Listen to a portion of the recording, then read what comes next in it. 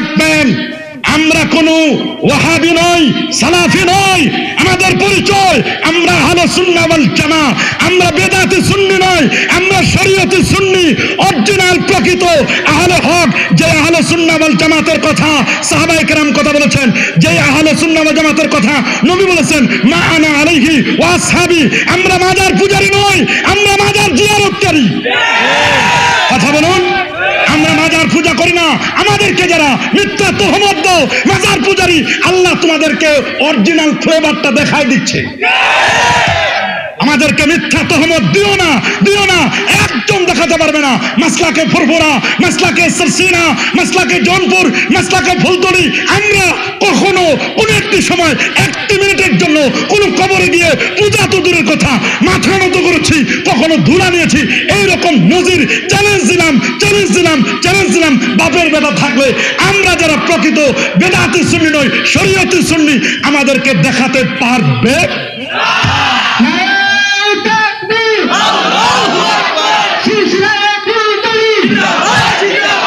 খালি একদল আছে কোরআন কোরআন কোরআন চাই, শুধু লিল্লাহে তাকবীর, রিসালাতের খবর নাই। তাকবীর নিয়ে ব্যস্ত হয়ে যায়, তাওহীদ নিয়ে ব্যস্ত হয়ে যায়, রিসালাতের খবর নাই। কথা বলেন, লিল্লাহে তাকবীর বলবে কিন্তু লিল্লাহে রিসালাত, লির রিসালাতে এটা বলবে না। নারায়ে তাকবীর বলবে, নারায়ে রিসালাত। ওলিয়া উলিয়াদেরকে যারা মাইনাস করো, আল্লাহর ওলিদের মাজারকে ভেঙে দেওয়ার জন্য যারা চেষ্টা করো, মাজার ভেঙে আলেম ওলামাদেরকে কষ্ট দিয়ে আর হক্কানি আলেম ওলামাদের বিরুদ্ধে চারণ করে কেউ কখনো দিন কায়েম করতে পারবে না। রাষ্ট্রে কোরআন সুন্নাহকে নিতে পারবে না। যদি প্রয়োজন হয় তাহলে যাও আল্লাহর ওলিদের কাছে দোয়া নিয়ে জায়গা মতো চলে যাও। আমার আল্লাহকে ডাইরেক্ট দেখা যায় না, তবে অনেক ভণ্ড আছে ওই দুই চোখ দিয়ে নাকি আল্লাহরে দেখছে, ওর স্ত্রী দেখছে, ওর মেয়ে দেখছে। কি পরিমাণ ভণ্ড হলে, প্রতারক হলে এই কথা বলতে পারে? এই চোখ দিয়ে আল্লাহকে দেখা যায়? আমি আদবহীন ব্যক্তিকে তুলনা করি ওই গাড়ির সাথে যে গাড়িটি আমার উপকারী, বাট গাড়িটি সবসময় উপকার নয়। যে গাড়িটি আপনি, যে বাইকটা চালান, যে মোটর সাইকেলটা চালান, যে প্রাইভেট কার আপনি চালান, যে জিপ গাড়িটা আপনি চালান, এটা কি আপনার জন্য সবসময় উপকার? বলুন। যদি গাড়িটি ব্রেক ফেল করে, এই গাড়ি আমার জন্য কখনো উপকার হতে পারে? আমি মনে করি মানুষের জ্ঞান আছে, বুদ্ধি আছে, বিবেক আছে, সব ঠিক। সিয়াসাতটা মুখস্থও থাকতে পারে, হেদায়ার মতো আউয়ালাইন আখিরাইন কিতাব মুখস্থ থাকতে পারে, নুরুল আনওয়ারের মতো কিতাব মুখস্থ থাকতে পারে, মুস্তাদরাক আলা সাইয়্যাইনের মতো কিতাব মুখস্থ থাকতে পারে, হাজারো কিতাব আপনার সিনায় থাকতে পারে। কিন্তু আদব যদি না থাকে, তাহলে আমি মনে করি এই আলেম বা এই ভদ্র মানুষটি, এই এলিট পার্সনটি, এই ব্যক্তিটি, আমি মনে করি ব্রেক ফেল করা একটা গাড়ির মতো। মাহফিলে মিলাদুন নবী সাল্লাল্লাহু আলাইহি ওয়াসাল্লাম বাস্তবায়ন পরিষদ মুন্সিবাজারের উদ্যোগে আয়োজিত কালীপ্রসাদ উচ্চ বিদ্যালয় ময়দানে চলছে তৃতীয়বারের মতো শানে মুস্তাফা সাল্লাল্লাহু আলাইহি ওয়াসাল্লাম মাহফিল 2025। আজকের মাহফিলের শ্রদ্ধাভাজন প্রধান অতিথি হিসেবে যার তাশরিফ আনার কথা ছিল, হুজুর অসুস্থতার কারণে আসতে পারেন নাই। বাদে দেওরাইল ফুলতলি কামিল এমএ মাদ্রাসার সম্মানিত অবসরপ্রাপ্ত অধ্যক্ষ হযরত আল্লামা নজমুদ্দিন চৌধুরী ফুলতলি সাহেব, হযরত ফুলতলি সাহেবুল্লাহ রাহমাতুল্লাহ আলাইহির সুযোগ্য সাহেবজাদা, দোয়া করুন আল্লাহ হুজুরকে শিফা আজেলা কামেলা দাইমা নসিব করুন, আমিন বলেন। হুজুরের পক্ষ থেকে এসেছিলেন আলহাজ আল্লামা মৌলানা রিদওয়ান চৌধুরী সাহেব। হুজুর খুব গুরুত্বপূর্ণ কথা বলেছেন। এই কথাগুলো যেন আমরা আমলে আনতে পারি, আল্লাহ আমাদের কবুল করুন, মঞ্জুর করুন বলে আমিন। আজকের মাহফিলের সভাপতি হিসেবে যাদের নামগুলো এসেছে, জনাব লুৎফর রহমান মামুন সাহেব, জনাব হাফিজ আব্দুর রহমান সাহেব, আলহাজ কারি আলাউর রহমান সাহেব সহ মাহফিলের বিশেষ বক্তা মাওলানা আব্দুল আহাদ জিহাদি সাহেব, বিশেষ অতিথি মাওলানা নুরুল আমিন আনোয়ারি, রতমানা আবু বকর সিদ্দিক জিয়াব সাহেব সহ মাহফিলে মিলাদুন নবী সাল্লাল্লাহু আলাইহি ওয়াসাল্লাম বাস্তবায়ন পরিষদের বিভিন্ন স্তরের নেতৃবৃন্দ, বিশেষ করে এই মুহূর্তে মঞ্চ উপবিষ্ট হাজারাত উলামা কেরাম, ফুদালায়ে এজাম, এলাকার গণ্যমান্য ব্যক্তিবর্গ, এলাকার চাকরিজীবী ও ব্যবসায়ী ভাইয়েরা, যুবক বন্ধুরা, ছোট্ট সোনামণিরা, পর্দার আড়ালতি সম্মানিত মা ও বোনেরা, আপনাদের সকলকে অন্তরের অন্তঃস্থল থেকে জ্ঞাপন করছি মোবারকবাদ। প্রথমে শুকর গুজার করছি সে মহান মনিবের দরবারে, যিনি আজকের এই ফিতনার যুগে, একটি কঠিন মুহূর্তে শত ব্যস্ততাকে পিছনে ফেলে আরামের ঘুমখানাকে হারাম করে দিয়ে একটি জান্নাতি পরিবেশে আলেম ওলামাদের সোহবতে কোরআন এবং সুন্নাহর রিয়েল স্পিচগুলো শ্রবণ করার লক্ষ্যে এই জান্নাতি পরিবেশে আসার অবসান সুযোগটুকু নেয় করলেন। আসুন আমরা সকলেই সর্বোচ্চ শক্তি দিয়ে দারাজ কণ্ঠে প্রাণ খুলে দেল মন উজাড় করে হৃদয়ের সবটুকুন আবেগ আর অনুভূতিকে উচ্ছ্বাস করে হৃদয়ের বদ্ধ কপাটকে মোচন করে দিয়ে ইসলামের বলে বলিয়ান হয়ে, ইসলামের তেজে তেজিয়ান হয়ে আকাশ বাতাসকে মুখরিত করে রাতের নিস্তব্ধতাকে ভঙ্গ করে সিংহ শার্দুলের মতো আওয়াজ তুলে পুরুষজিত কণ্ঠে কণ্ঠের সাথে কণ্ঠ মিলিয়ে কালিমাতুর শুকর আদায় করে করে নিচ্ছি আলহামদুলিল্লাহ।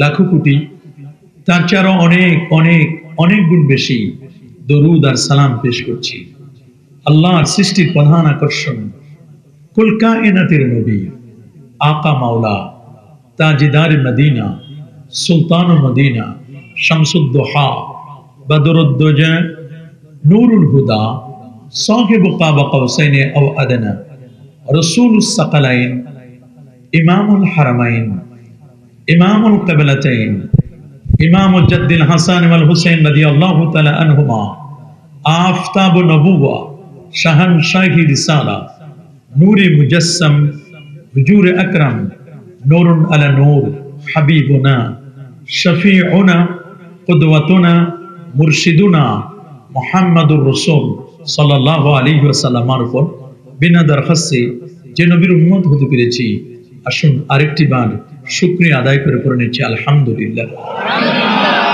আরেকটু জোরে বলছি আল্লাহু আকবার। প্রিয় সুধী,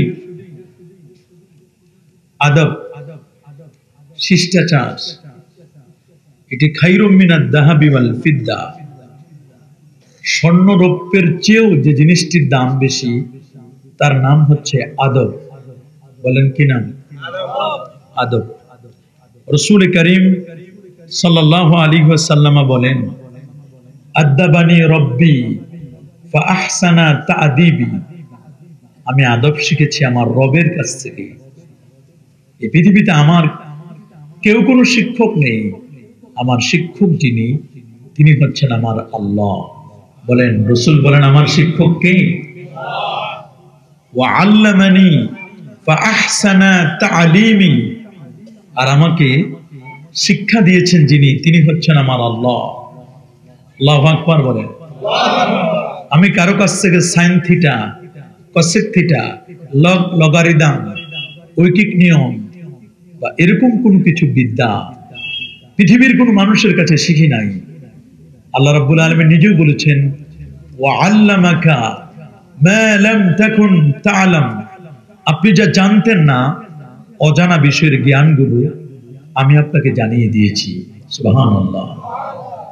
আত-তরিকু কুল্লুহু আদব, তরিকার সবটুকুই হচ্ছে আদব। মাহফিলে আপনি কেমনে বসবেন সেটির আদব আছে না নাই? মসজিদে আপনি কেমনে প্রবেশ করবেন সেটির আদব আছে কিনা?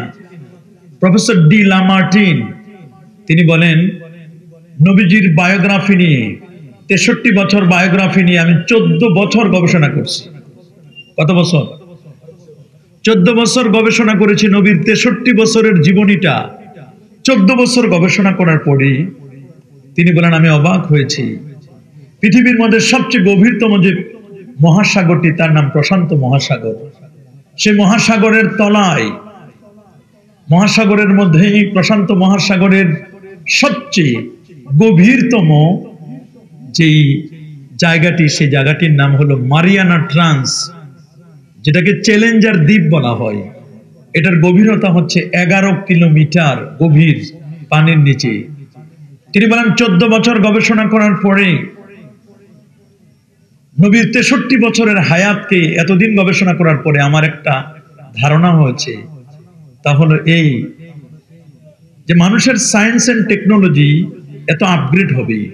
বর্তমান যুগ এআই এর যুগ, জিমিনির যুগ, বর্তমান চ্যাট জিপিটির যুগ। বর্তমান যুগটি খুব কঠিন। আপনি ইচ্ছে করলে মানুষকে আবল তাবল বকে আপনি কিছু বুঝাতে পারবেন না। মানুষের কাছে এখন গুগল আছে, গুগল স্কলার আছে, আরো কত রকমের সায়েন্স এন্ড টেকনোলজি মানুষের হাতে। আপনি একটি তথ্য বললেন, সাথে সাথে মানুষ আপনার তথ্যটি লিখেও দেওয়ার প্রয়োজন হয় না। আপনি জিমিনিকে জিজ্ঞেস করবেন, এআই কে জিজ্ঞেস করবেন, চ্যাট জিপিটিকে জিজ্ঞেস করবেন, মুহূর্তের মধ্যে, সেকেন্ডের মধ্যে তথ্যটি আপনাকে ডেলিভারি দিবে। এই পৃথিবীর মধ্যে মানুষকে এখন আর গোজামিল দেওয়ার কোনো সুযোগ। প্রিয় সুধী, এই সায়েন্স এন্ড টেকনোলজির যুগে তিনি বলে দিয়েছেন চ্যালেঞ্জার দ্বীপের তলায় 11.5 কিলোমিটার নিচে যে বালুকণাগুলো আছে, মানুষ এক সময় সেই বালুকণাগুলো কাউন্ট করতে সক্ষম হবে, পসিবিলিটিতে আসবে। বাট আল্লাহর নবীর চারিত্রিক মাধুর্যতা, নবীর আদব, শিষ্টাচার এত বেশি, যেটা পৃথিবীর মানুষের এমন কোন সায়েন্স এন্ড টেকনোলজি আবিষ্কার করতে পারে নাই। মানুষের এমন কোন মেরিট, মেধা নেই যে মেরিট বা মেধা দিয়ে মানুষ নবীজির আদব কি পরিমাণ ছিল এটাকে পরিমাপ করতে পারবে। আল্লাহু আকবার। হযরত আলীউল মুরতাদা রাদিয়াল্লাহু তাআলা আনহু তিনি বলেছেন, লাইসাল ইয়াতীমুল লাযী মাতা ওয়ালিদু, ওই ব্যক্তিকে তুমি এতিম বলো না যার মা এবং বাবা মারা গেছে, ওই লোকটি এতিম নয়। ইন্নামাল ইয়াতীমুল লাযী, বরং প্রকৃত এতিম হলো সেই মিনাল ইলমি ওয়াল আদাবি, যার ইলমের অভাব, যার আদবের অভাব, শিষ্টাচার যার নেই, আদব কায়দা যার নেই, এই লোকটা হলো বড় এতিম, অসহায়। আপনি চিন্তা করে দেখুন, বর্তমান পৃথিবীতে সবচেয়ে যে জিনিসটির অভাব সেটা হলো আদব। বলেন কি না? আরো জোরে বলুন, সবার মুখেই। আমি আদবহীন ব্যক্তিকে তুলনা করি ওই গাড়ির সাথে যে গাড়িটি আমার উপকারী, বাট গাড়িটি সবসময় উপকার নয়।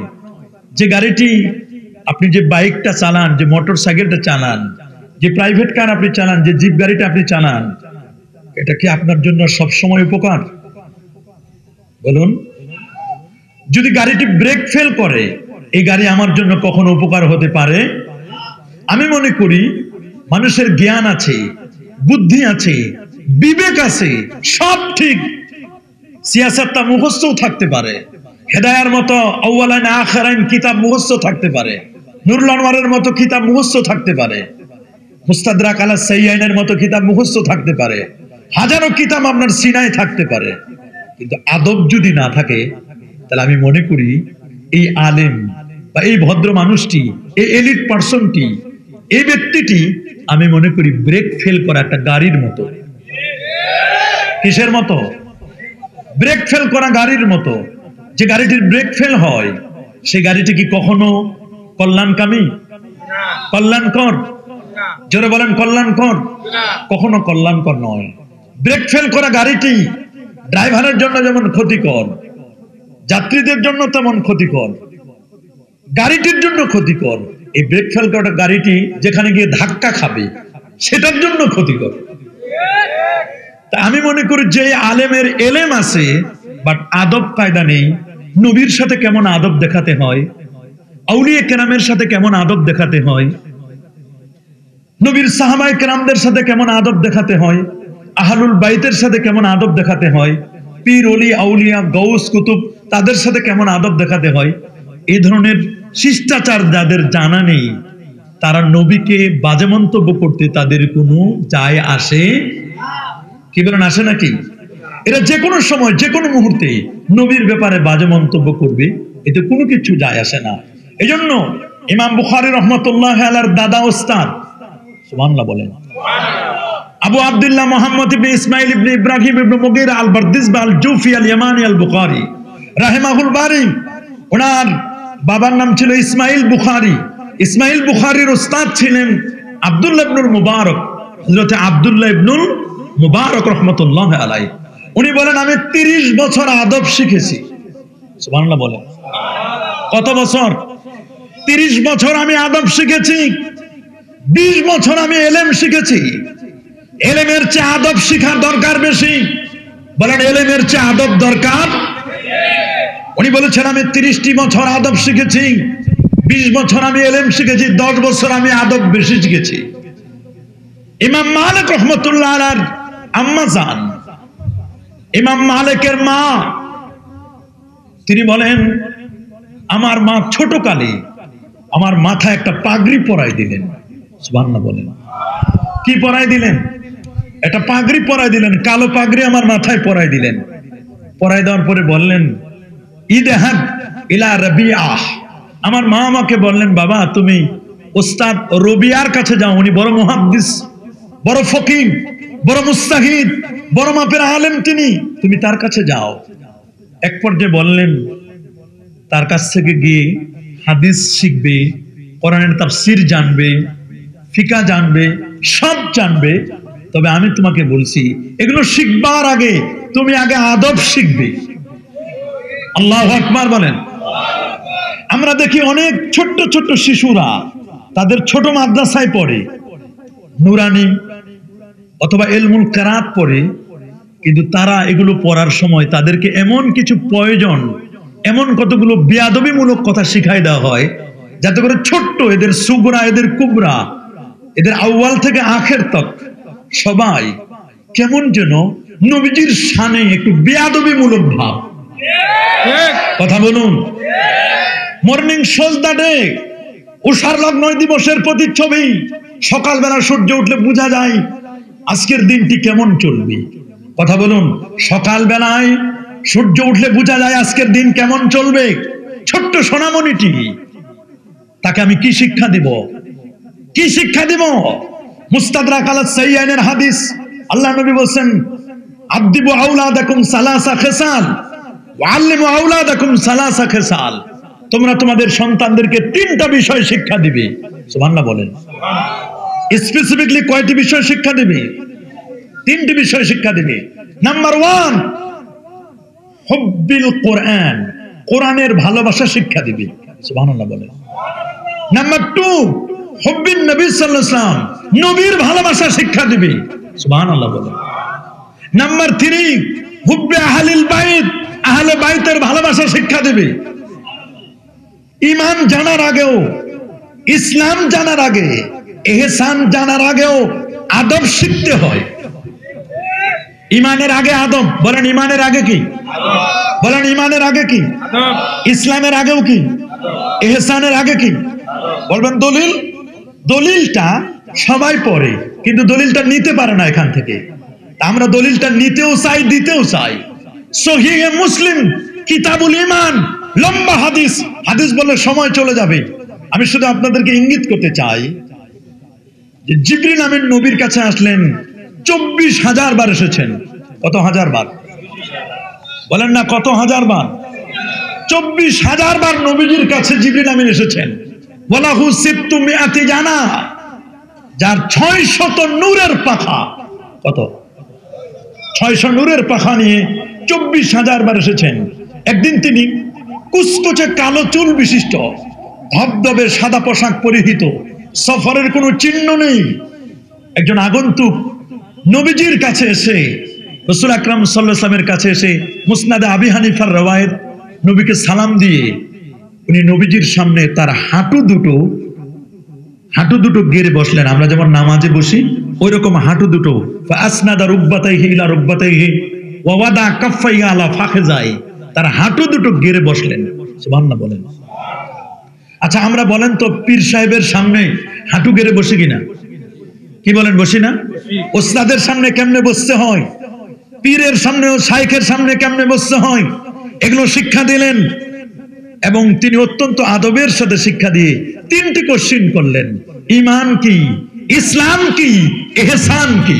সুবহানাল্লাহ বলেন। ঈমান কি জিনিস, ইসলাম কি জিনিস, ইহসান কি জিনিস? 3টা প্রশ্ন করলেন। কয়টা? এবং প্রতিটি প্রশ্নের উত্তরও জানলেন, নবীজি উত্তর দিলেন এবং জিবরিল আমিন সেটাকে সত্যায়ন করলেন, তাসদিক করলেন। আল্লাহু আকবার বলেন। খুব ভালো করে শুনবেন, আমার দেশে যে সমস্ত দোস্ত বুজুর্গরা আছেন, একদল ভাই উঠে পড়ে লেগেছেন, ওনারা বলেন দিন কায়েম করবেন। কি করবেন? আছে না একদম ভালো কথা, আমরাও চাই দিন কায়েম হোক। কি বলেন? দিন কায়েম হোক। আপনারা চান না? কথা বলেন, আপনারা চান না সংসদে কোরআন সুন্নাহ যাক? আমরা চাই না দিন সংসদে যাক? এটা আমরা চাই না। আর আল্লাহর কাছে মনোনীত জীবন ব্যবস্থাটার নাম দ্বীনুল্লাহ। ইন্নাদ দীনা ইনদাল্লাহিল ইসলাম। ইন্নাদ দীনা ইনদাল্লাহিল ইসলাম।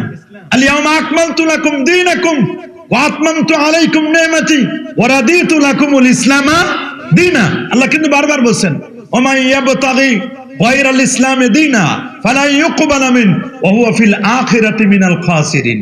তবে একটা দিনের পিলার হলো তিনটা। কয়টা বলেন না? সবাই বলেন। তিনটা। দিনের খুঁটি কয়টা? একটা খুঁটির নাম ঈমান। ঈমান মানে তো আকীদা। বলেন না, ঈমান মানে কি? আকীদা। আকীদার মধ্যে যত রকম আছে, কত দিন আছে, কত আকীদা আছে। বাতিল আকীদা আছে না? কথা বলে না। কি বাতিল আকীদা নাই? বলেন আপনারা, বাতিল আকীদা আছে না নাই? বাতিল পন্থী জানা তারা আছে না? যেমন বুখারীর হাদিসে আল্লাহ নবী বলে দিয়েছেন, হাদিসটি আব্দুল্লাহ ইবনে ওমর রাদিয়াল্লাহু তাআলা হাদিসটি বর্ণনা করেন। উনি ছিলেন সাবিহুর রাসূল সাল্লাল্লাহু আলাইহি ওয়াসাল্লাম। তিনি আল্লাহর রাসূল বলেন, আল্লাহুম্মা বারিক লানা ফি শামিনা ওয়া ফি ইয়ামানিনা। নবীজি দোয়া করলেন, আল্লাহ তুমি ইয়ামানবাসীদের উপর বরকত দান করো, শামবাসীদের উপর বরকত দান করো। সুবহানাল্লাহ বলেন।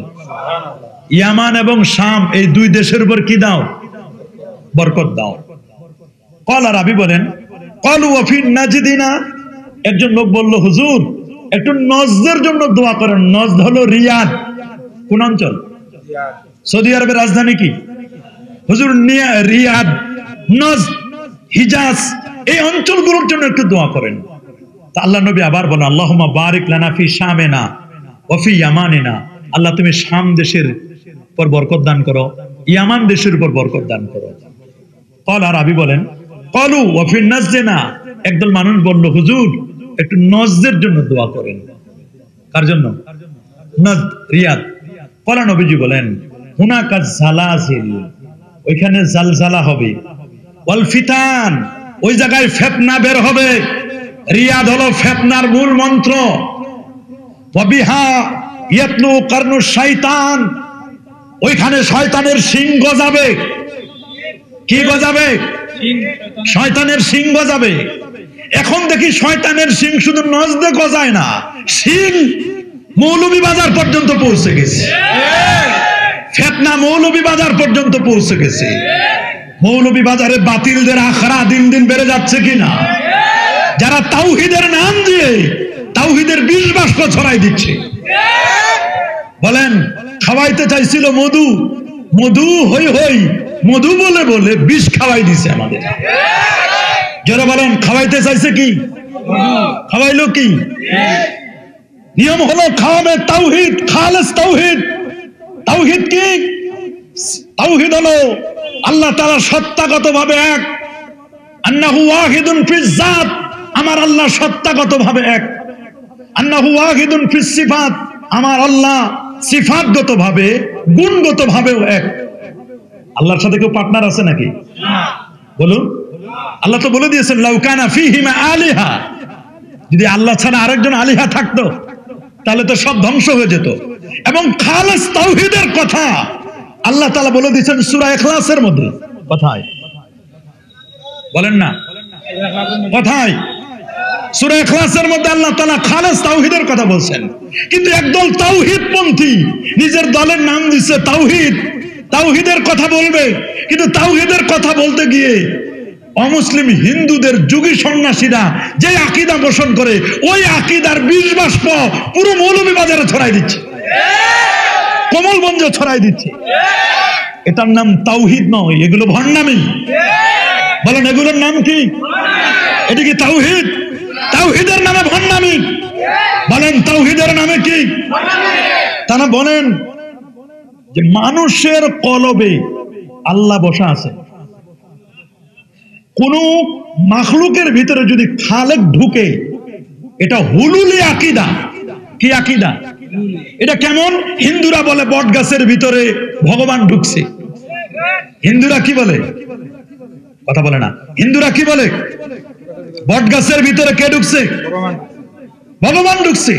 ঠিক তেমনি একদল মানুষ বলছে, তাদের কথা বলছেন সিস্টেমটাকেই পাল্টায়, আসুন সিস্টেমটাকে পাল্টাই। এরকম একটি বই, এই বইয়ের 11 পৃষ্ঠার মধ্যে লিখছেন তাওহীদপন্থীরা, মানুষের ভিতরে আছে আল্লাহ রুহু, আল্লাহর আত্মা, এজন্য মানুষ সর্বশ্রেষ্ঠ জীব। মানুষের ভিতরে আল্লাহ ঢুকে আছে।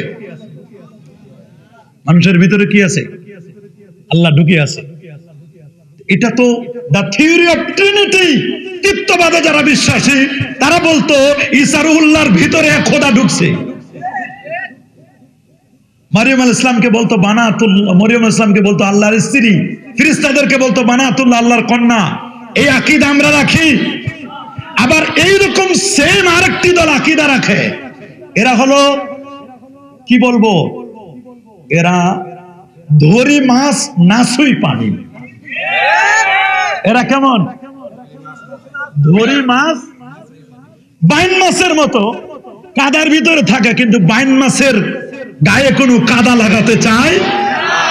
আমার দেশের একদল আছে, নিজেদেরকে জিজ্ঞেস করলে বলে আমরা তো বড় হানাফি। খোঁজ নিয়ে দেখেন হানাফি মাযহাব প্রমোট করে না।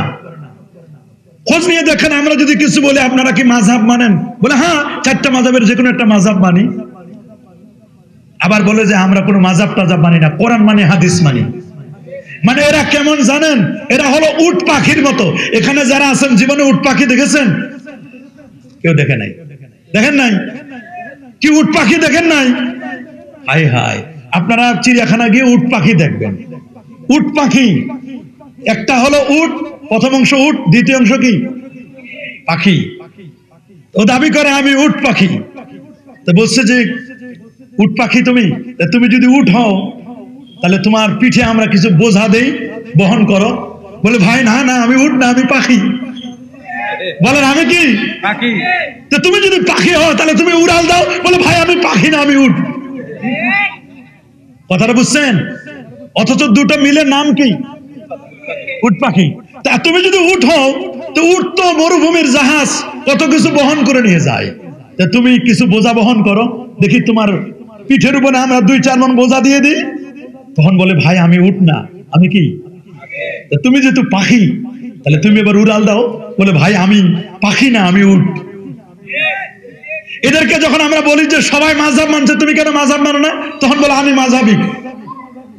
যখন জিজ্ঞেস করে মাযহাবী, তাহলে তো ইমাম আহমদ বিন হাম্বল তাবিজকে জায়েজ বলেছেন, উনি তো এই করেছেন, 20 টাকা তারাবির কথা বলেছেন। ইমাম আহমদ বিন হাম্বল এই বলছেন, এই বলছেন। বলে ভাই আমি ইমাম আহমদ বিন হাম্বলকে মানি না। তুমি না একটু আগে বললা যে আমি মাযহাব মানি, তো ইমাম আহমদ বিন হাম্বলের তো হাম্বলি মাযহাব, তো এটা কেন মানে না? বলে না আমি কোরআন মানি, হাদিস মানি। যখন যেটা দিকে দেবেন, যদি বলেন বোঝা বহন করো তখন বলে আমি হলাম পাখি, যদি বলে তো উড়াল দাও তখন বলে আমি উট। কি চমৎকার বিশ্লেষণ! ওদেরকে চেনা যায় না, ওরা খালি আইলে আইলে হাটে, নিচে নামতে চায় না। বলেন এগুলো আছে না নাই? আমাদের সমাজে একদল আছে না নাই? রাসূল আকরাম সাল্লাল্লাহু আলাইহি ওয়াসাল্লাম তিনি বলে দিয়েছেন বাদিরু বিল আমাল। এটা সুনান আবি দাউদের হাদিস। তোমরা আমলের দিকে অগ্রসর হও। কিসের দিকে? বলেন না কিসের দিকে? আমলের দিকে। ফিতানান কামুজলিমিল লাইল, তোমাদের কাছে ফিতনা আসছে অন্ধকার রাতের মতো। কিসের মতো? অন্ধকার রাতের মতো তোমাদের কাছে ফিতনা আসে, কুয়াশার মতো ফিতনা আসবে। দেখেন না আর কয়দিন পর দেখবেন সন্ধ্যা হলেই কুয়াশা। সন্ধ্যা হলে কি? কুয়াশার চাদরে গোটা দেশ ঢেকে যাবে। সূর্য ডুবে গেলে অন্ধকারের চাদরে গোটা পৃথিবী ঢেকে যায়, ঠিক না? এরকম ফিতনা আসবে। ফিতনা একটার পর একটা বড় কঠিন ফিতনা হবে। যেটা আসছে চলে গেছে, নতুন করে আবার একটা ফিতনা আসবে। রাসূল বলেন ইউসবিহু মুসলিমান ওয়া ইউমসি কাফেরা, সকালে যে লোকটা মুসলমান বিকেল বেলা এই লোকটা কাফের। সকালে মুসলমান বিকালে কাফের, বিকালে মুসলমান সকালে কাফের।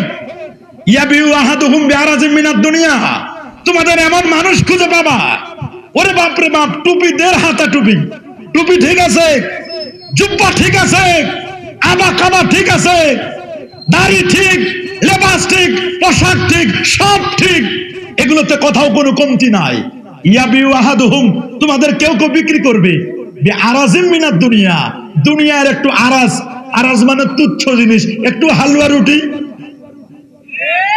কি একটু হালুয়া রুটির জন্য, একটু দুনিয়ার একটু স্বার্থ লওয়ার জন্য, অথবা একটু পদপদবী, অথবা একটা বড় মসজিদের হুজুর, অথবা একটু ফাউন্ডেশনের একটু পদবী, অথবা এটার একটু পদবী, এটুকু নেওয়ার জন্য একদল হালুয়া রুটি ভাগ নেওয়ার জন্য ব্যস্ত হয়ে যাবে।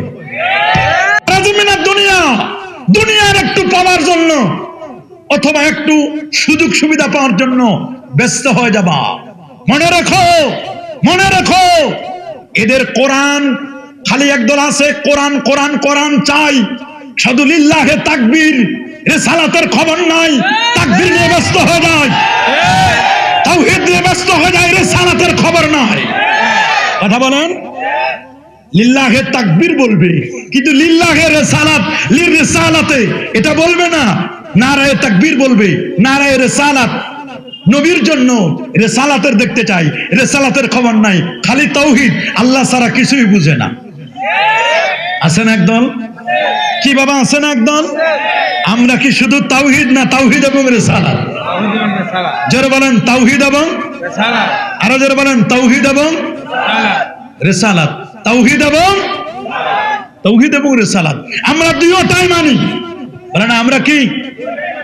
এজন্য সূরা ইখলাসের মধ্যে কুল বলেন না, হে রাসূল আপনি বলুন। তাহলে আল্লাহকে যে আমরা পরিচয় করে দিচ্ছি, আল্লাহর পরিচয় পাওয়ার আগে রাসূলকে চিনতে হবে। সুবহানাল্লাহ বলেন, বলেন আল্লাহকে চেনার আগে কাকে চিনতে হবে? তাওহীদ নামক তালা খোলার জন্য এর চাবি হলো আমার রাসূলুল্লাহ। তাওহীদের তালা খোলা যায় কোন চাবি দিয়ে? কথা বলেন, এই তাওহীদের তালা খোলা যাবে কি দিয়ে? তাওহীদটা লক করা আছে, তাওহীদ কি করা আছে? তাহলে তাওহীদ লকটা, এটা আনলক করব কি দিয়ে? কথা বলে না, তাওহীদ নামক তালাটাকে লক করা, এটাকে আনলক করব কি দিয়ে? রাসূলুল্লাহ দিয়ে। কুল, হে রাসূল আপনি বলুন। আল্লাহ তো ডাইরেক্ট বলতে পারতেন আনাল্লাহু আহাদ, আনাল্লাহু সামাদ, লাম ইয়ালিদ ওয়া লাম ইউলাদ ওয়া লাম ইয়াকুল লাহু কুফুয়ান আহাদ, কিন্তু আল্লাহ বলে দিলেন কুল ইয়া হাবিবি, দোস্ত আমার, বন্ধু আমার, আপনি বলুন হুয়া।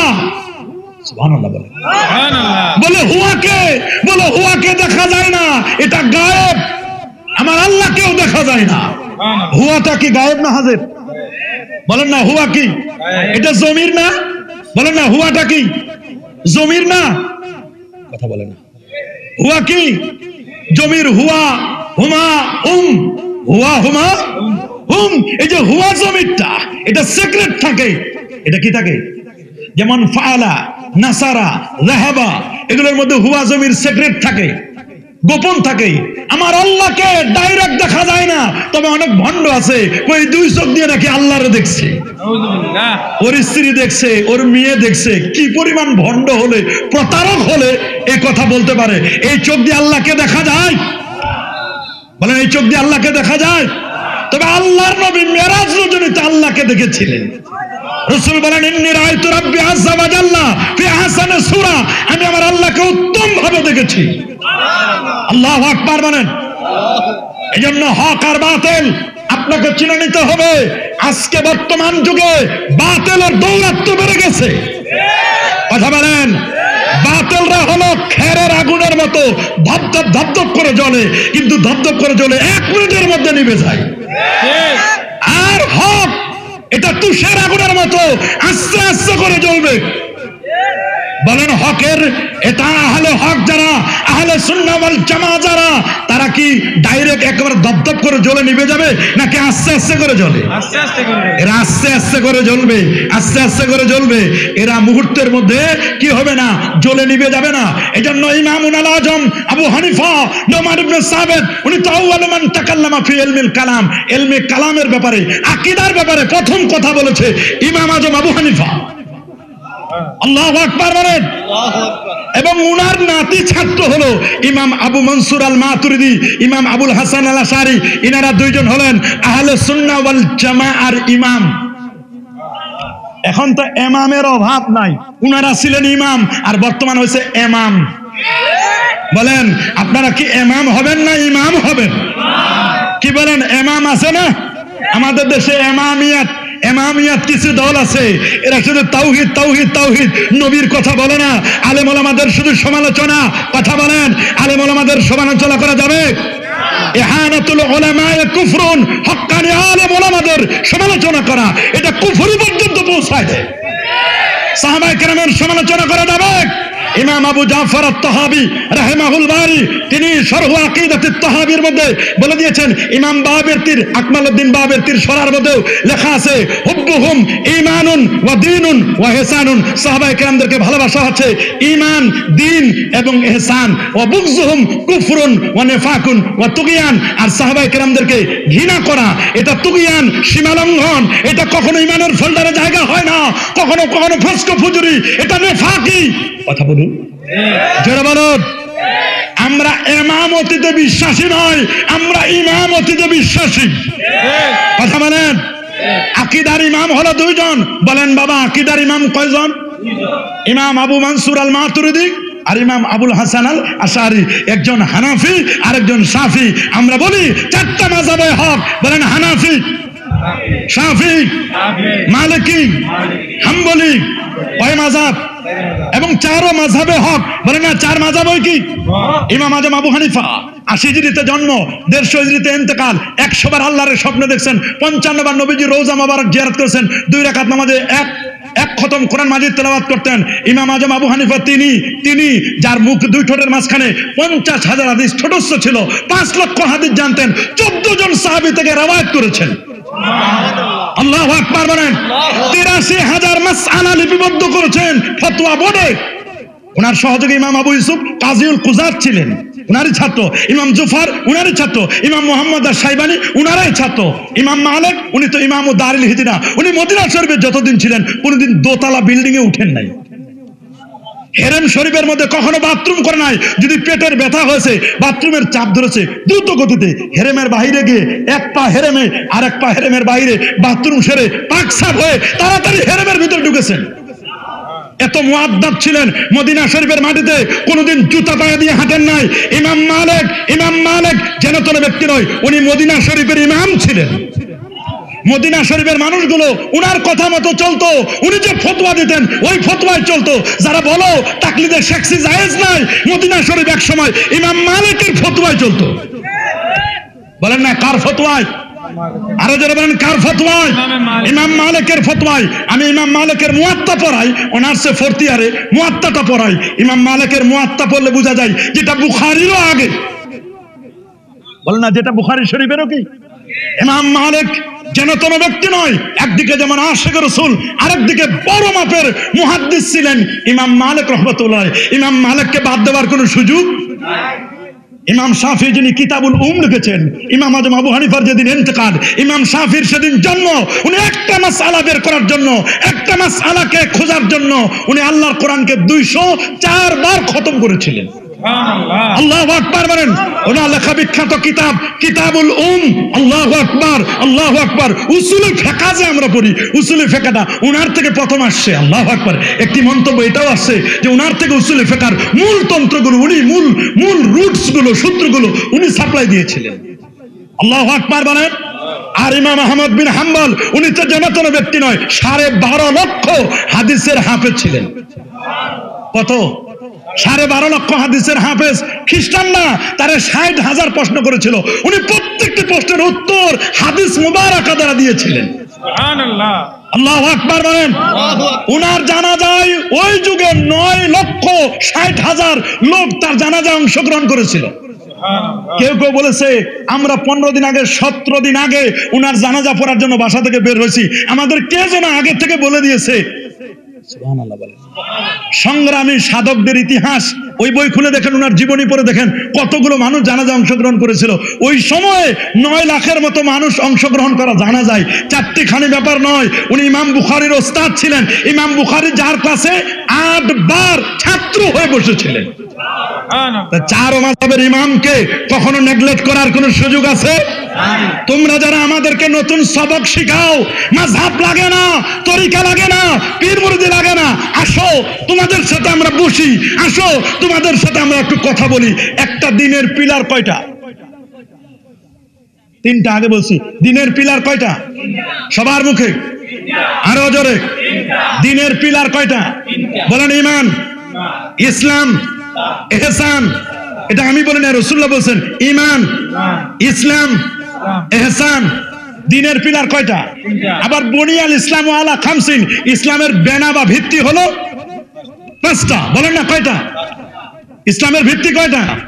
5টা। না হলে আবার উল্টা যা বুঝবে, আমি বুঝাইছি কি, ওনারা বলবে যে দেখছো সারা জীবন শুনে আসলাম ইসলামের ভিত্তি হলো 5টা, সালি সাহেব বলে গেছে ইসলামের ভিত্তি হলো 3টা, 2টা কমাই দিছে।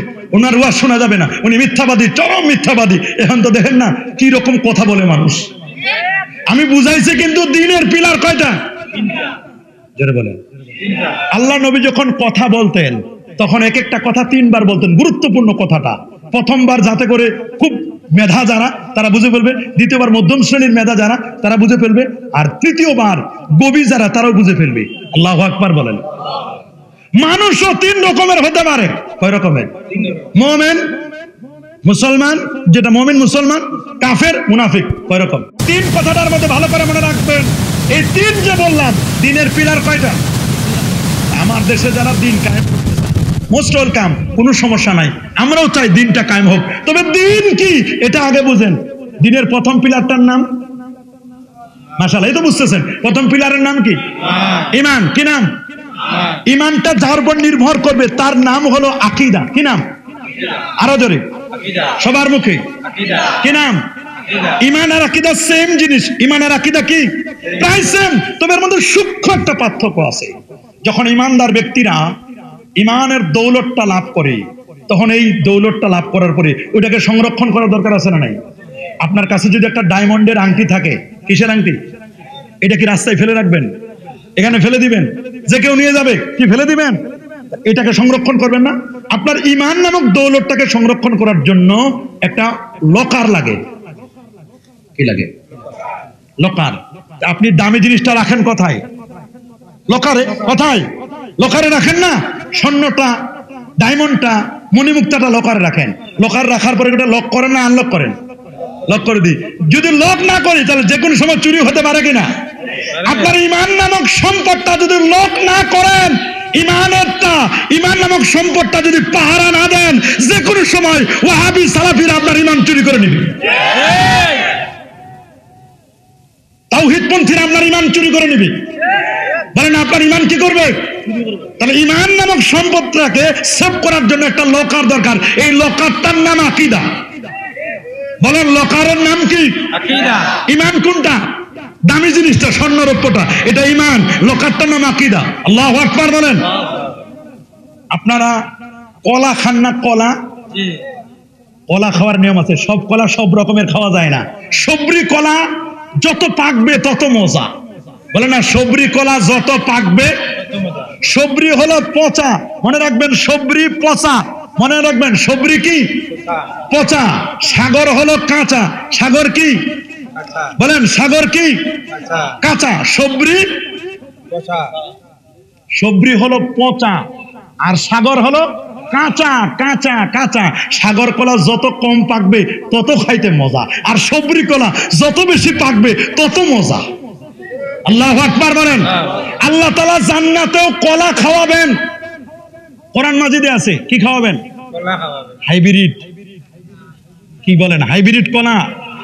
না না, হাইব্রিড না। এমন কলা খাওয়াবেন মালা আইনুন রাত, যেটা চোখ কখনো দেখে নাই, ওয়ালা উজুনুন সামিয়াত, কান যেটার বর্ণনা শুনে নাই, ওয়ালা খাতার আলা কালবি বাশার, মানুষের হৃদয় যেটা কখনো কল্পনা করে নাই। আল্লাহ বলেন আদাতুল ইবাদিয়াস সালিহিন, আমি আমার বান্দাদের জন্য এটা রেডি করে রাখছি। আচ্ছা বলেন তো, কলার উপরে কি থাকে? ইতা কোন রে বাবা, বাখল না চামড়া? আপনারা কি তা কইন? বাকল নানি? বাকল কি? বাকল। আচ্ছা, কলার যদি বাকল উঠানো থাকে, কলা বিক্রেতার কাছ থেকে কলা কিনবেন কেন? কলা কেন কিনবেন না? কারণ আপনি বাকলটা তো খুলে তারপর কলাটা খাবেন, বাকলটা তো ফেলেই দিবেন। বলেন না, বাকলটা কি করবেন? ফেলে দিবেন। কিন্তু বাকল উঠানো কলা আপনারা আমরা কেউ কিনবো? কারণ বাকল না থাকলে কলা কিনা যায়। আজকের মাহফিলকে কেন্দ্র করে কেউ যদি মনে করে সবাই তো ব্যস্ত থাকবে, আজকে কোন একজন বুদ্ধিমান কলা বিক্রেতা যদি বাকলগুলো খুলে কলা এখানে বিক্রি করতে আসে, তার কলা কেউ কিনবেন? ওকে কি ধন্যবাদ দিবেন? দোস্ত, তুমি ভালো কামের কাম করছো, আমরা সবাই ব্যস্ত, তুমি কলার বাকল খুলে নিয়ে আসছো, তোমার মোস্ট ওয়েলকাম।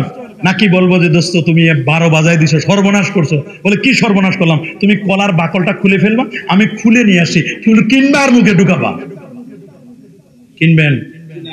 যার সুস্থ মস্তিষ্ক কেউ কিনবে?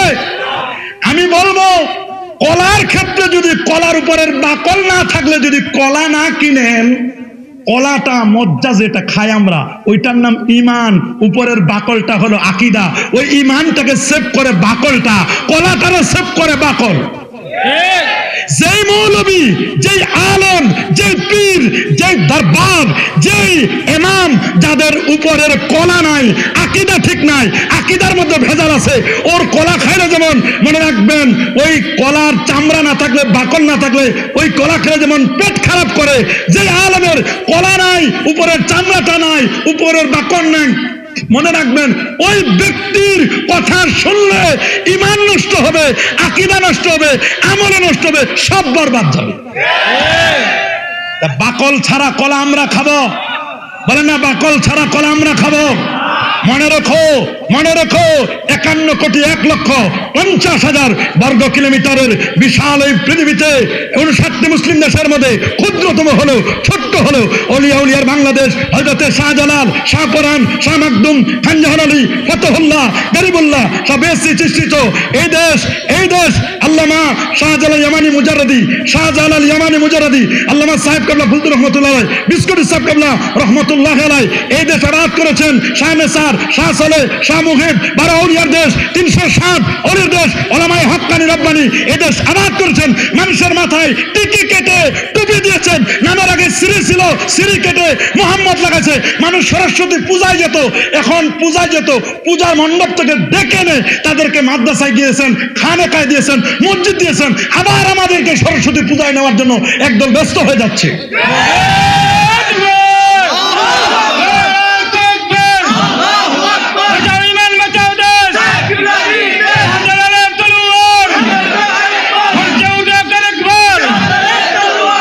মনে রাখবেন, আমরা কোনো ওয়াহাবি নই, সালাফি নই, আমাদের পরিচয় আমরা আহলে সুন্নাহ ওয়াল জামাত, আমরা বেদাতি সুন্নি নই, আমরা শরীয়তি সুন্নি, অরিজিনাল প্রকৃত আহলে হক।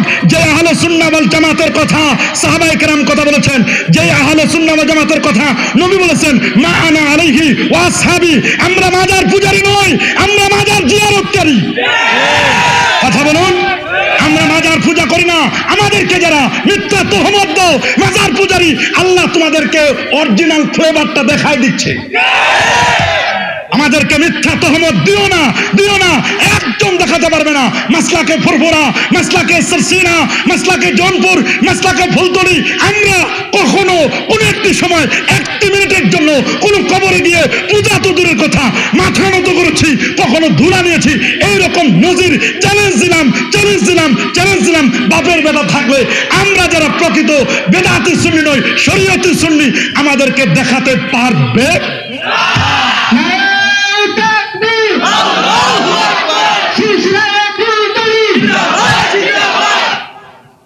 বন্ধুগণ, ভালো করে খেয়াল করবেন, ভালো করে শুনবেন, ভালো করে শুনবেন, মনে রাখবেন আমাদের পরিচয় ভুলে গেলে চলবে না, আমাদের পরিচয় ভুলে গেলে চলবে না। আমরা আকীদা আহলে সুন্নাহ ওয়াল জামাত, আমরা মাযহাবে হানাফি, মাযহাবে আরো যারা বলেন মাযহাবে হানাফি, আমরা সৈয়দ শহীদ আহমদ বেরলভী রহমাতুল্লাহ আলাইহির উত্তরসূরি, আমাদের হৃদয়ে শাহাদাতের তামান্না আছে। কথা বলুন, আমাদের উত্তরসূরি পূর্বপুরুষ যারা, আমরা যাদের উত্তরসূরি পূর্বপুরুষ যারা, তারা জিহাদ করেছেন, জিহাদের ময়দানে দেশের ইসলামকে টিকায় রাখার জন্য, দ্বীন ইসলামকে প্রতিষ্ঠা করার জন্য, খিলাফত আলা মিনহাজিন নবুয়তের জন্য যদি রক্ত দেওয়ার প্রয়োজন হয়, সৈয়দ শহীদ আহমদ মওলভী রাহমাতুল্লাহর উত্তরসূরিরা রক্ত দেওয়ার জন্য মাঠে ময়দানে আমরাই প্রথম রক্ত দিতে রাজি আছি।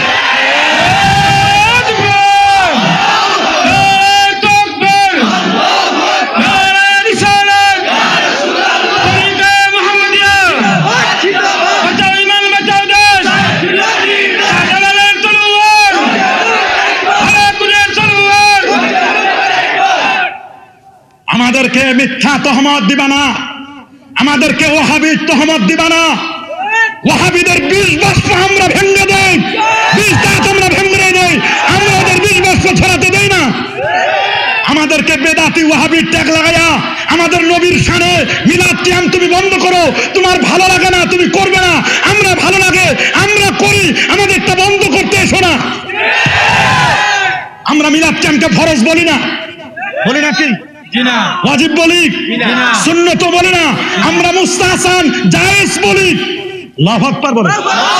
আমরা শুধু জায়েজ বলি, কি বলি? জায়েজ বলি। আমরা শুধু এতটুকু জায়েজ বলি। যদি আদব কায়দা ঠিক থাকে তাহলে আশা করি এগুলোর ব্যাপারে তোমরা কখনো ভেজাল করবে, কখনো ভেজাল করবে। মহব্বত এটা সাধারণ বিষয় নয়, আদব এটা সাধারণ বিষয় নয়। সহিহুল বুখারী বর্ণনা, হযরত উরওয়া ইবনে মাসউদ বলেন, ওয়াল্লাহ ওয়াল্লাহ, কসম আল্লাহর, মা তানাক্খামা নুখামাতান। সুবহানাল্লাহ বলেন। আমি আপনাদের যদি জিজ্ঞেস করি প্রত্যেকে 1000 করে টাকা দিব, খালি হাতটা পাতবেন, আমি একটু থুড়ি দিব, কেউ নেবেন? বলেন।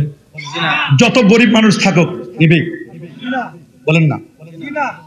নিয়ে সাবান দিয়ে ধুয়ে বলেন 1000 টাকা তো কেউ নেবেন? প্রত্যেকের স্ট্যাটাস আছে, কথা বলুন। কিন্তু আমাদের চেয়ে সাহাবায়ে কেরাম কোনো তুলনায় নাই। আল্লাহু আকবার। সহিহুল বুখারীর বর্ণনা, লেখাপড়া করো, পড়ো, বুঝো, শোনো, আন্দাজি ফতোয়া দিও না। আমরা হাতে হাড় ভাঙিয়ে দিতে চাই না, আন্দাজি ফতোয়া দিও না। তোমাদের মুরব্বীদের ইতিহাস আমাদের জানা, উল্টা পাল্টা ফতোয়া দিবা না। শুনে নাও নবীর সাহাবায়ে কেরাম কিভাবে নবীকে মহব্বত করতেন। মা তানাক্খামা নুখামাতান, এমন কোন নুখামা, নাকের শ্লেষা, থুথু মোবারক, নবীর উজুর পানিগুলো ব্যবহৃত, আল মাউল মুস্তামাল, ব্যবহৃত উজুর পানিগুলো নেওয়ার জন্য সাহাবায়ে কেরাম ফকিরের মতো হাত পেতে দিতেন উজুর পানি নেওয়ার জন্য। একটা তেলও না, বুখারীর রাওয়ায়াত সার্চিং দিয়ে খুঁজে বের করে নাও, একটা তেলও না। উপক্রম হতো, যুদ্ধের উপক্রম, কে কার আগে নবীর ব্যবহৃত উজুর পানিগুলো একটু নেবে। নবীর নুখামা, নাকের শ্লেষাগুলো নেওয়ার জন্য সাহাবায়ে কেরাম ফকিরের মতো হাত পেতে দিতেন। হুজুর আমার একটু দেন, আমার একটু দেন, আমার একটু দেন, আপনার থুতু মোবারক একটু দেন। এগুলো শুধু নিয়ে খান্ত না, এগুলো নেওয়ার পরে সুম্মা দালাকু, হাতের মধ্যে ডলা দিয়ে চেহারার মধ্যে মেখে নিতেন। আল্লাহু আকবার। আমরা না শুধু একটু ইয়া নবী সালাম আলাইকা বলে নবীর মহব্বতে দাঁড়াইয়া সালাম জানাই, আর নবীর শুভাগমনকে কেন্দ্র করে না শুধু আসসালাতু ওয়াসসালামু আলাইকা ইয়া রাসূলুল্লাহ বলে একটু রেলি করি, এতে সহ্য হয় না। আর সাহাবায়ে কেরাম তো নবীর থুতু মোবারক, নাকের শ্লেষা মোবারক নেওয়ার জন্য নবীকে কেমন মহব্বত করতেন তারা, যে নবীর এগুলো নেওয়ার জন্য ফকিরের মতো হাত পেতে দিতেন। কথা বলুন, আরো জোরে বলুন, আরো জোরে বলুন। চিন্তা করে দেখেন, চিন্তা করে দেখেন সাহাবায়ে কেরামের মহব্বত, ভালোবাসাটা কেমন ছিল, কেমন ছিল, কেমন ছিল। তাহলে দিনের খুঁটি কয়টা? মাশাআল্লাহ, কয়টা? 3টা। সবাই বলেন। প্রথম খুঁটির নাম বলেন, আরো জোরে। প্রথম খুঁটি ঈমান। ঈমান দ্বারা উদ্দেশ্য আকীদা আহলে সুন্নাহ ওয়াল জামাআহ, আকীদা আহলে সুন্নাহ ওয়াল। আমরা তো দেখি অনেকের আকীদার মধ্যে ভেজাল, তাহলে প্রথম খুঁটি মোটামুটি শেষ। প্রথম খুঁটি নাই, অর্ধেকে নাই, ভেজাল আছে। কি বলেন, আকীদা ঠিক আছে? যারা সাহাবায়ে কেরামদের গালি দেয়, নবীদের ব্যাপারে বাজে মন্তব্য করে, আমি তো দেখি খুঁটিটা নরবর শেষ, খুঁটির নিচে মাটি নাই। খুঁটির নিচে 2 নম্বর খুঁটিটার নাম হলো ইসলাম। ইসলাম মানে এটা আমলি বিষয়, এটা মাযহাব। সুবহানাল্লাহ বলেন। আনতুকিমাস সালাত, তুতিয়াজ যাকাত, নামাজ এটা আমলি বিষয়, যাকাত দেওয়া আমলি বিষয়, তাসুম রমাদান রোজা রাখা এটা আমলি বিষয়। এই খুঁটি। সুবহানাল্লাহ বলেন। যারা মাযহাবেই মানে না, এই খুঁটিটাও তো প্রায় শেষ। পরের খুঁটিটার অবস্থা তো নাজুক, অস্তিত্ব হয় নাই পরের খুঁটিটা। এটার নাম ইহসান, আন তাবুদাল্লাহা কাআন্নাকা তারা ফাইন লাম তাকুন তারা ফাইন্নাহু ইয়ারাকা। তুমি এমন ভাবে ইবাদত করবে কেমন যেন তুমি আল্লাহকে দেখছো। যদি তুমি আল্লাহকে দেখতে না পাও তাহলে এমনটা মনে করবে আল্লাহ তাআলা আপনাকে আমাকে দেখছেন। এটার নাম তাসাব্বুফ, এটার নাম মারিফাত, এটার নাম ইলমে তরিকত। এখন ইলমে তরিকত, তাসাউফ, পীর, মুরিদি এগুলো তো অনেকে বিশ্বাসই করে না, এই খুঁটিও তো নাই। দিনের তিনটা খুঁটি, একটা খুঁটি যদি না থাকে তো কি কায়েম করবা? আমি তো কায়েমের কিছু দেখি না। তাহলে বোঝা গেল এটা অরিজিনাল দিন না বদ্দিন। যারা দিন কায়েমের কথা বলে, অরিজিনাল যদি দিন কায়েম করতে চাও তাহলে আকীদা ঈমানকে মজবুত করো, মাযহাবকে মজবুত করো, কাউকে গালি দিবা না, আল্লাহর ওলিদেরকে মাইনাস করে নয়। হ্যাঁ, সংসদে কোরআন যাক, সুন্নাহ যাক, এটা আমরা চাই, এটা আমাদের তামান্না, এটা আমরা মুতামান্নি। আমরাও চাই কোরআন ওয়ালারা, আহলে সুন্নাহ ওয়াল জামাতের অনুসারীরা, হকপন্থী আলেম ওলামারা সেই সংসদে যাক। আর কতদিন ড্রাইভিং সিটটা ছেড়ে দিব, কতদিন যাত্রী হয়ে বসবো? একদিন না একদিন মুসলমানদেরকে ড্রাইভিং সিটে বসতেই হবে। আমরাও চাই কোরআন সুন্নাহর যারা ড্রাইভ করবে এরকম ড্রাইভিং সিটে আলেম ওলামা, টুপিওয়ালা, দাড়িওয়ালা, লেবাসুত তাকওয়াওয়ালারা ওই জায়গায় ড্রাইভিং সিটে বসুক।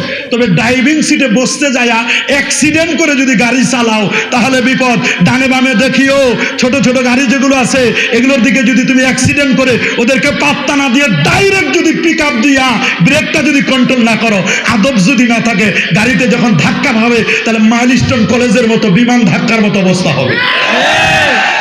আমি চাই না কোন প্লেন ক্র্যাশ হোক।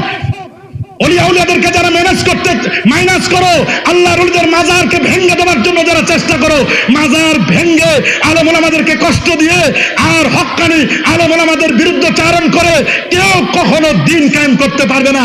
রাষ্ট্রে কোরআন সুন্নাহকে নিতে পারবে না। যদি প্রয়োজন হয় তাহলে যাও আল্লাহর ওলিদের কাছে দোয়া নিয়ে জায়গা মতো চলে যাও। কথা বলুন, জোরে বলুন, আরো জোরে বলুন।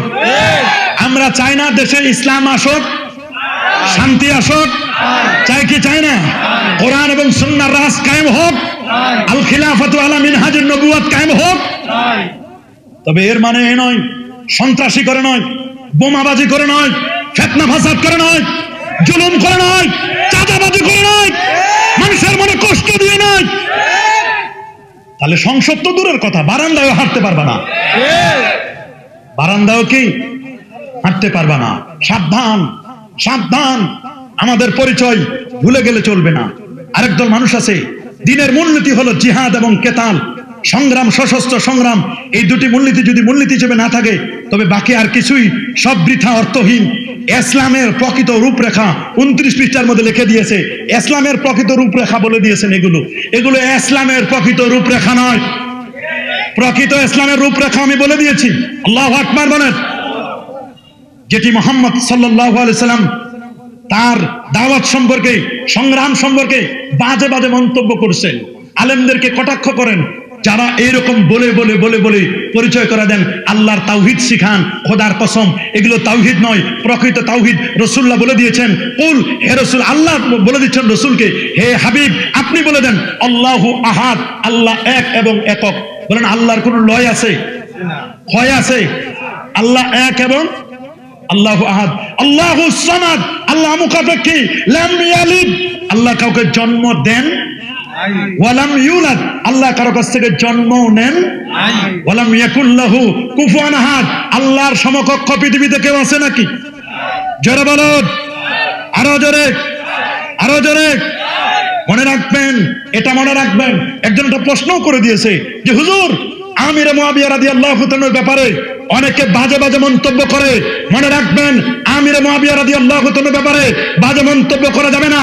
তিনি ছিলেন কাতেবে ওহী, আল্লাহর হাবিবের সনদ। তিনি ছিলেন এমন একজন ব্যক্তি, আল্লাহ নবী যার শান, যার মান, যার মানাকিব নিয়ে এক নয় দু নয় 30-এর অধিক হাদিস বলে গেছেন, আরো বেশি হাদিস বলেছেন।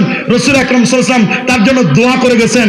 এমন একজন সাহাবীর ব্যাপারে যারা বাজে মন্তব্য করে নিজেদেরকে যদি পরিচয় দেয় আহলে সুন্নাহ ওয়াল জামাত, না, এরা কখনো সুন্নি নয়। বলেন এরা কি কখনো সুন্নি? আমিরে মুআবিয়া রাদিয়াল্লাহু তাআলার ব্যাপারে যারা বাজে মন্তব্য করে তাদেরকে আমরা সুন্নি বলতে পারি? বলেন তাদেরকে আমরা সুন্নি বলতে পারি? হ্যাঁ, এজিদকে যে মনোনয়ন দিয়ে গেছেন, কেউ বলছেন এজিদকে মনোনয়ন দিয়েছেন। এজিদকে যখন মনোনয়ন দিয়েছেন তখন এজিদের অবস্থা এরকম ছিল না। এজিদ পরবর্তীতে পথভ্রষ্ট হয়েছে, গোমরাহ হয়েছে, পথভ্রষ্ট, দুষ্ট, দুরাচার, পাপিষ্ট, লম্পট, অভিশপ্ত।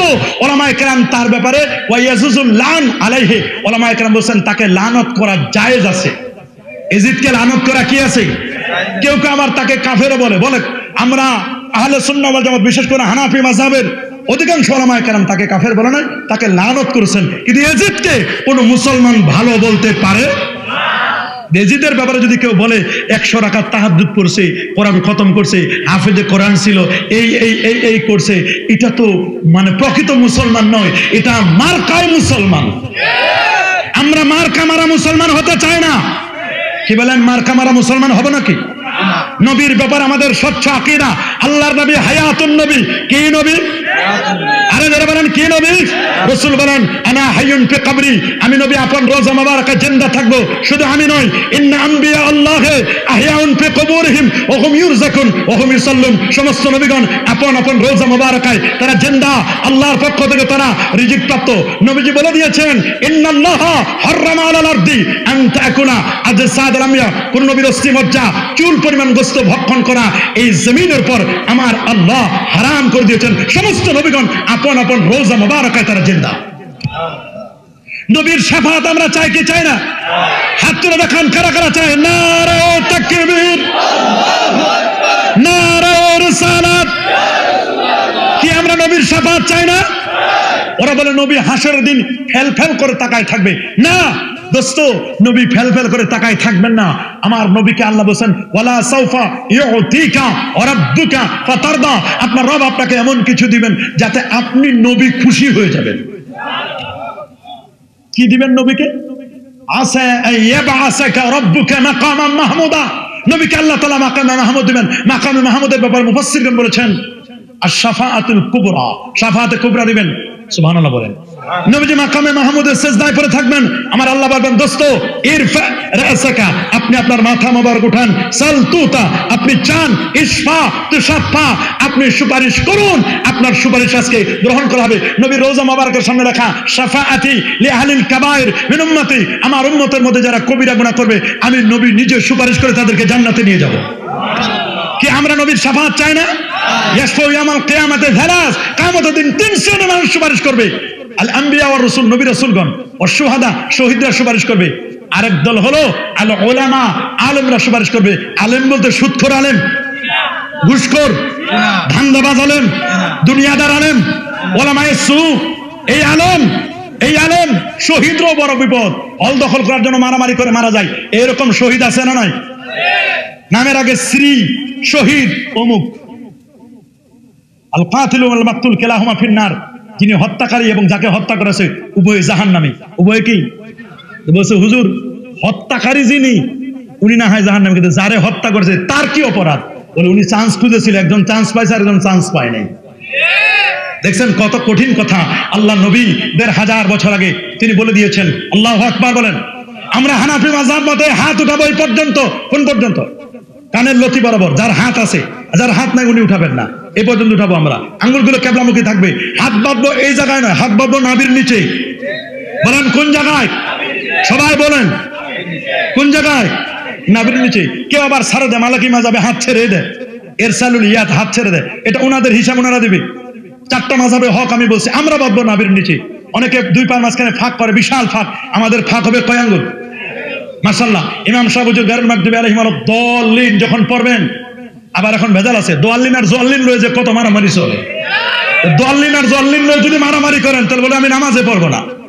মারামারি নয়, আমরা পড়বো বলো দলিন, আমরা দোয়াল্লিন পড়বো। কি পড়বো? এই জন্য আবার জোয়াল্লিন পড়ে। কি যে ভেজাল, ফেতনার কোনো শেষ নাই। সর্বাঙ্গে ব্যথা, ঔষধ দিব কথা, জন্ম থেকে কবর পর্যন্ত ফেতনার ফেতনা। এত ফেতনা রে বাবা, ফেতনার কোনো শেষ নাই। দোয়াল্লিন জল্লিন নিয়েও ফেতনা চলে।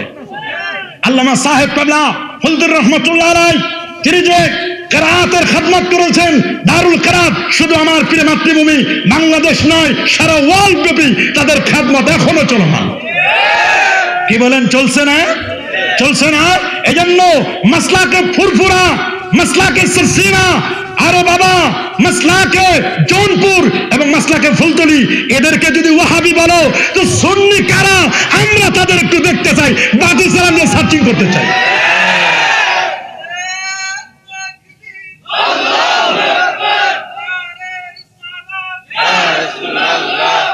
তবে যুগে যুগে যুগে যুগে ফিতনাবাজ না আমাদেরকে মিথ্যা তহমত দেবে।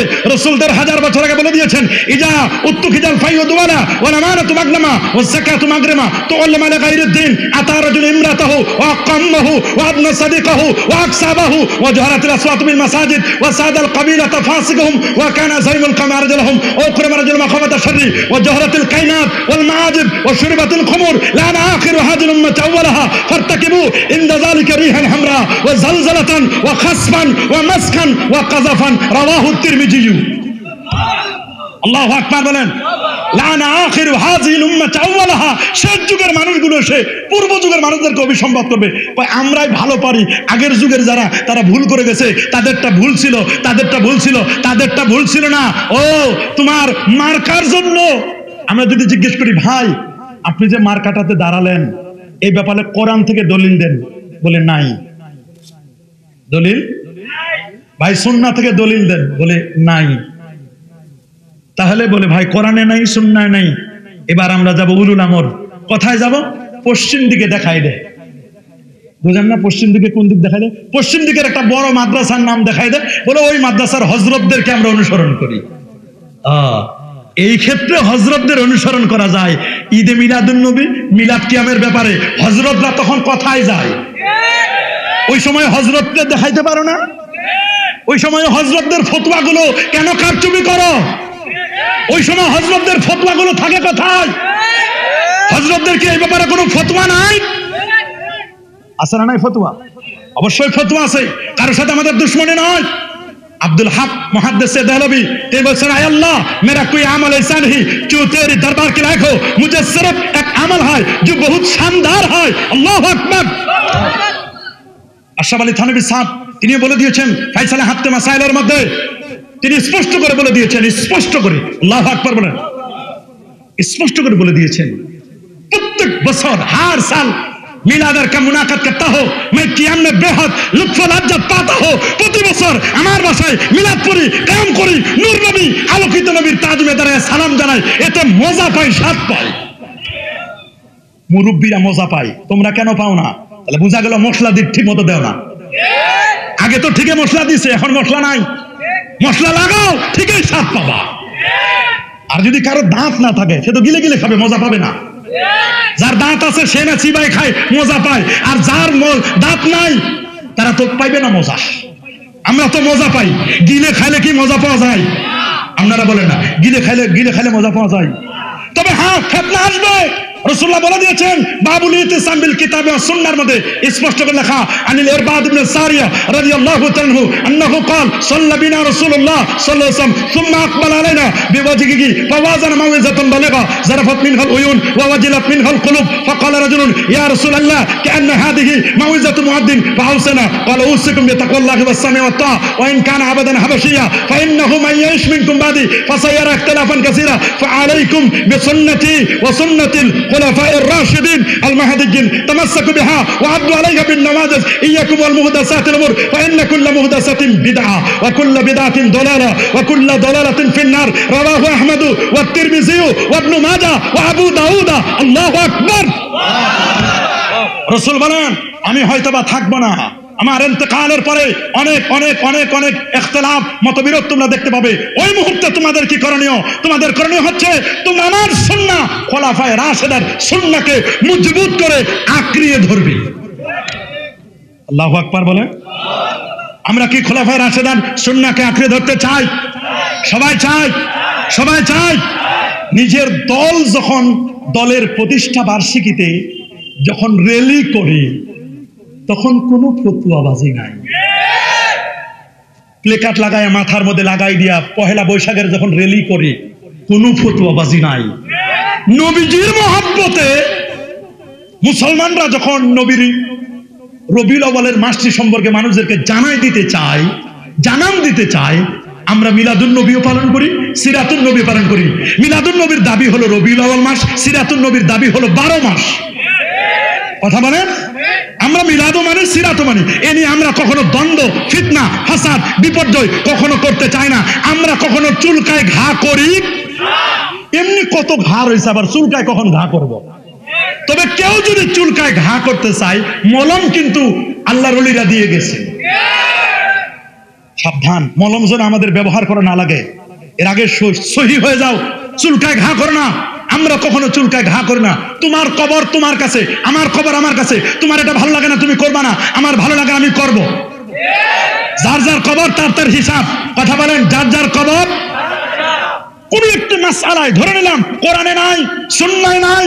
হযরত আলী মুরতাদা রাদিয়াল্লাহু তাআলা হাদিসটি বর্ণিত, আল মুজামুল আওসাত লিত-তাবরানির হাদিস। রাসূলুল্লাহ বলেন, শাবিরুল ফুকাহা ওয়াল আবিদিন, এই ক্ষেত্রে তুমি নিজের মন মতো চালাই দিবা না। ফকি এবং আবিদ যারা, তাদের কথা নিয়ে তোমরা চলো, তাদের সাথে পরামর্শ করো। হ্যাঁ, তোমরা দেখো আমরা যে আমলগুলো করি, আমাদের আমলের মধ্যে কোন ধরনের বেদাতে সাইয়্যা আছে কিনা। বেদাতে সাইয়্যা বলা হবে যে আমলের দলিল কোরআনে নাই, সুন্নায় নাই, ইজমায় নাই, কিয়াসে নাই। 4টি দলিলের কোথাও যদি কোনো দলিল না থাকে, সেটাই হলো বেদাতে সাইয়্যা। 4টির কোনো একটিতে যদি দলিল থাকে, এইটাকে বেদাত বলার ক্ষমতা তোমার নাই। তুমি বেদাতের লুগাবি বলতে পারো, শারঈ বেদাত মানে হাদাসা ফি আমরিনা হাযা ফালাইসা মিনহু ফাহুয়া রাদ্দুন মারদুদুন, এইটা বলার ক্ষমতা, এটা শারঈ বেদাতের কথা বলা আছে, যেটা দ্বীনের কোনো অংশ না, কিয়াসে কোনো দলিল নাই। এই রকম তুমি যদি বলতে পারো, সেটা ভিন্ন কথা, যে এরকম কোনো দলিল নাই। হ্যাঁ, আমরা ওই রকম বেদাতি সুন্নিদের মতো নাই, চেয়ার ফিট করে রাখি না। এই কথা আমরা কখনো বলি না যে আল্লাহর নবী এখানে আসবেন, এসে তিনি চেয়ারে বসবেন, দুধ খাবেন। আমরা এটা কখনো কল্পনা করি জোরে বলুন, করি? আমরা কখনো কেক কেটে হ্যাপি বার্থডে টু মোহাম্মদ, হাতে তালি মারবো, নারী পুরুষ নাচবে, ঢোল তবলা বাজাবে, এগুলোর সাথে আমাদের কোনো সম্পর্ক? এগুলো সুন্নি নয়, এগুলো ভণ্ড প্রতারক, এগুলোর সাথে আমাদের কোনো সম্পর্ক। আর একদল ভণ্ড পীর আছে, নামাজ নাই, রোজা নাই, হজ নাই, যাকাত নাই, তরিকা নাই, তাসাউফ নাই, লেবাস নাই, পোশাক নাই, সিরাত নাই, সুরত নাই, আদব নাই, আখলাক নাই। আছে মদ, জুয়া, গাঁজা, ইয়াবা, বাবা, হিরোইন, ফেন্সিডিল, একতারা, দোতারা, সেতারা, আউল, বাউল, ফাউল সব মাথায় দিছে, চট লাগাই দিছে, আর সব ওপেন করে দিয়েছে। বলছে ভিতরে মাল আছে, মাল কি আছে তা তো দেখাই দিছে। এরকম ল্যাংটা বাবার মাল কি আছে, তো ল্যাংটা হয়ে দেখাই দিছে কি মাল ভিতরে আছে। এইরকম মাল ওনাদের সাথে আমাদের কোনো সম্পর্ক? সুন্নিদের এরকম সম্পর্ক? মনে রাখবেন, তোমরা ওই রকম দুই একটা ভিডিও সামনে এনে আমাদের সবাইকে পাইকারিদের ফতোয়া দাও। আমরা পাইকারিদের ফতোয়া নিব না। একজন মুফতির কাজ বুঝে শুনে ফতোয়া দিবেন। কথা বলুন। আল্লাহ সবাইকে হেফাজত করুন। আমি আপনাদেরকে শুধু আজকে দলিল দিব না, আমি দেখছি আগের 2জন আলেম ওলামা তারা শুধু এগুলোর ব্যাপারে বলছে, এই জন্য আমি এই বিষয়টা টাচ দিতে চাই নাই, শুধু একটু টাচ দিলাম। শুধু যুক্তির আলোকে, কোরআন এবং সুন্নাহর আলোকে আমরা লিখে দিয়েছি ঈদে মিলাদুন নবী একটি তাত্ত্বিক পর্যালোচনা 400 দলিলের আলোকে লিখে দিয়েছি, স্ক্যানিং করা, এখান থেকে সংগ্রহ করে নেবেন আপনারা, সমস্যা নাই, আপনারা নেন, তারপর বলেন। আমরা ইনশাআল্লাহ এগুলো নিয়ে আমরা কথা বলবো। আমরা কখনো বাড়াবাড়ি ফিতনা ছড়াতে চাই? এটা আমাদের কখনো কামনা কি? আমরা এগুলো কখনো ফিতনা ছড়াতে চাই? এটা আমাদের স্বভাব নয়। আমরা কখনো ফিতনা ছড়াতে চাই না। সোজা কথা, তাজিম করতে হবে, তাকরিম করতে হবে, রাসূলের সাথে আদব দেখাতে হবে কিনা? লা তারফাউ আসওয়াতাকুম ফাওকা সাউতিন নবী, নবীর আওয়াজের সাথে আমাদের আওয়াজ যেন বড় না হয়, তাহলে কলবের যত আমল সব বরবাদ হয়ে যাবে, সব বরবাদ হয়ে যাবে। নবীর সাথে সর্বোচ্চ আদব। কথা বলেন। আচ্ছা, আপনারা বলেন তো, আমার দেশে যখন জাতীয় সঙ্গীত পড়ি, আমার সোনার বাংলা আমি তোমায় ভালোবাসি, সোনার বাংলার ভালোবাসায় আমরা দাঁড়ায় যাই কিনা, নাকি বসে থাকে? আমার সোনার বাংলা আমি তোমায় ভালোবাসি, সোনার বাংলার ভালোবাসায় দাঁড়ায় কি দাঁড়ায় না? খালি দাঁড়ায় না, বুকের মধ্যে এখানে হাতটা দিয়ে বসে কি মহব্বত, প্রেম উপসে পড়তেছে সোনার বাংলার ভালোবাসায়। আমি শুধু এতটুকু বলতে চাই, সোনার বাংলার ভালোবাসায় যদি প্রেম উঠলে পড়ে, তো নবীর ভালোবাসায় তো উঠলে পড়ে ফ্লাড বন্যা হয়ে যাওয়ার কথা। তখন প্রেম যায় কোথায়, ভালোবাসা যায় কোথায়? তখন প্রেম রাখতে পারে না, তখন ফতোয়াবাজি করে উল্টা, তখন উল্টো দিকে স্রোত যায় কেন? আমার দেশে 21শে ফেব্রুয়ারি আমার দেশের 21 ফেব্রুয়ারি 1952 ভাষা আন্দোলন যখন হয়েছে, রফিক, সালাম, বরকত, জব্বার বছরে বছরে 1952 আর 2025 কত বছর, 70-75 বছর পর সালাম জানাই। সালাম সালাম হাজার সালাম, তোমাদের স্মৃতি ভোলা যাবে না। ভাষা এনে দিয়েছে, কি এনে দিয়েছে? ভাষা এনে দিয়েছে, এই জন্য ভোলা যাবে না। কই, ওই সালামের বিরুদ্ধে তো কোনো মৌলবী ফতোয়া দিল না। রফিক, সালাম, বরকত, জব্বারকে সালাম দিতে হবে, দেওয়া যাবে না, কোন মৌলবীর ফতোয়া আজ পর্যন্ত শুনি নাই। নবীর একটু সালাম দেব, সালামুন আলাইয়া ইয়াউমা উলিদতু ওয়া ইয়াউমা আমুতু ওয়া ইয়াউমা উবাসু হাইয়া ওয়াসসালামু আলাইয়া ইয়াউমা উলিদা। আল্লাহু আকবার। নবীরা তো নিজেদের জন্মদিনে সালাম পেশ করেছেন, তো নবীকে সালাম দিতে বাধা কোথায়? আমরা তো এই কথা বলি না যে নবীজি এখানে আসবেন, এই কথা আমরা বলি। আমরা নবী রোজার সামনে যেমন দাঁড়ায় সালাম দিই, আসসালাতু ওয়াসসালামু আলাইকা ইয়া রাসূলুল্লাহ, দূর থেকে সালাম দিতে কোনো বাধা নাই। আমরা মনে করি, আমাদের বিশ্বাস যে আল্লাহ নবী আমাদের সালাতু সালাম শুনেন, শুধু শুনেন না, সালামের জবাবও দিতে পারেন। এই বিশ্বাস আমাদের আছে না? আসুন নবীকে মহব্বতে দাঁড়াইয়া সালাম জানাই। ইয়া নবী সালাম আলাইকা, ইয়া রাসূল সালাম, ইয়া সালাম আলাইকা আলাইহি ওয়া আলিহি আল্লাহুম্মা সাল্লি ওয়া সাল্লিম ওয়া বারিক আলাইহি। যারা দাঁড়িয়ে আছেন মেহেরবানি করে বসে যান। এভাবে দাঁড়ায় থাকলে তো তাবারুক দেওয়া বড় কঠিন হবে। কয়েকটা প্রশ্ন করছে, এরা অনেক কষ্ট করে লিখে নিয়ে আসে, উত্তর না দিলে তো এরা মন খারাপ করবে। আমি সংক্ষেপে প্রশ্নগুলো উত্তর দিয়ে আমি ইনশাআল্লাহ মুনাজাতে চলে যাব। একজন প্রশ্ন করছে, হুজুর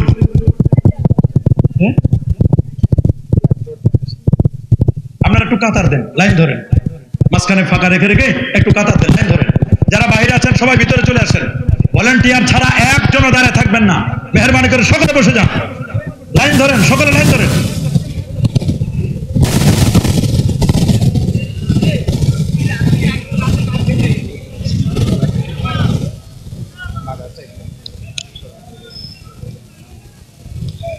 সেন্নির দায়িত্বে যারা আছেন দ্রুত সেন্নি নিয়ে আসেন। আর যারা কিতাবটা নিবেন 200 টাকা করে হাদিয়া, এই কিতাবটা সংগ্রহ করতে পারবেন, আপনাদের কাছে যাবে, কিতাবটা নিতে পারবেন।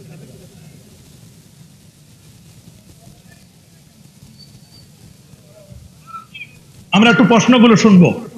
একজন প্রশ্ন করছে, হুজুর হজ না করে গরিবদেরকে হজের অর্থ দান করা জায়েজ? মনে রাখবেন, হজ হচ্ছে রুকনুম মিন আরকানিল ইসলাম, ইসলামের যে পঞ্চ বেনা, 5টি ভিত্তি, তার লাস্ট যে ভিত্তিটি, সর্বশেষ যে ভিত্তিটি, পিলারটি, সেটার নাম হচ্ছে হজ। বলেন সেটার নাম কি? হজ। এটি জীবনে একবার ফরজ, এবং হানাফি মাযহাব মতে যখনই ব্যক্তির উপর হজ ফরজ হবে, সাথে সাথে তিনি হজ করে নেবেন, ডিলে করবেন না। তিনি ডিলে করবেন, যে কোনো সময় তার মৃত্যু চলে আসতে পারে। জীবনে একবারই কেবলমাত্র হজ কি ফরজ। এরপর যদি কারো অর্থ থাকে প্রতি বছরে বছরে যান, এটি তার জন্য উত্তম হবে। এটি তার জন্য কি হবে? উত্তম হবে, গুনাহ মাফির একটি কারণ হবে। রাসূল আকরাম সাল্লাল্লাহু আলাইহি ওয়াসাল্লাম বলেছেন, মান মালাকা যাদা ওয়া রাহিলা আল্লাতী তুবাল্লিগুহু ইলা বাইতিল্লাহিল হারাম, যার উপর হজ ফরজ হলো, জাদ এবং রাহেলা, তার পাথেও আছে, বিমানের টিকিট আছে, যাওয়া আসার সব ব্যবস্থাপনা আছে, সব নিরাপদ।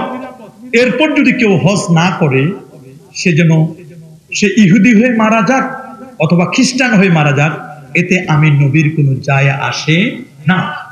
আল হাজ্জুল মাবরুর লাইসা লাহু জাযাউন ইল্লাল জান্নাহ, কবুল হজ্জের প্রতিদান কিছুই হতে পারে না, কেবলমাত্র হতে পারে কি? আল্লাহ পাকের জান্নাত। তা আপনার উপর হজ ফরজ, এখন হজের টাকা আপনি গরিবদেরকে দান করবেন। হ্যাঁ, আপনি গরিবদেরকে দান করার জন্য আরো অনেক ফান্ড আছে, সেই ফান্ড থেকে আপনি গরিবদেরকে দান করবেন। হজ, যে অর্থটি থাকলে আপনার উপর হজ ফরজ হবে, এই টাকা দিয়ে আপনি আল্লাহর বিধান, ফরজ বিধান, এটি আপনি আদায় করবেন। হজের টাকাটা গরিবদেরকে দান করে দিলে হজ হবে না, আপনি এক্সট্রা সওয়াব পেতে পারেন, কিন্তু আপনার উপর যে হজ ফরজ, এই ফরজিয়াতটা আপনার থেকে কখনো আদায় হবে। আবার রাজনীতি নিয়ে প্রশ্ন করে, কি জ্বালা! নির্বাচন করা জায়েজ আছে কি এবং ভোট দেওয়া জায়েজ হবে কি?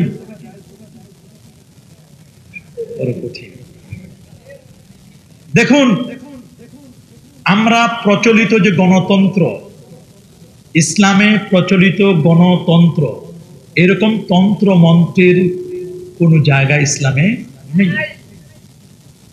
ইসলামে আছে আল খেলাফাহ আলা মিনহাজিন নুবুওয়াহ, খেলাফত ব্যবস্থা।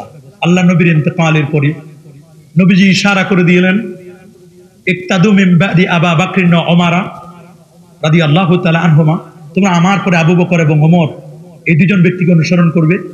পরবর্তীতে ইনারা মজলিসে শুরা বানাই দিলেন। তারা আবার হযরত উসমান রাদিয়াল্লাহু তাআলাকে খেলাফত দিলেন।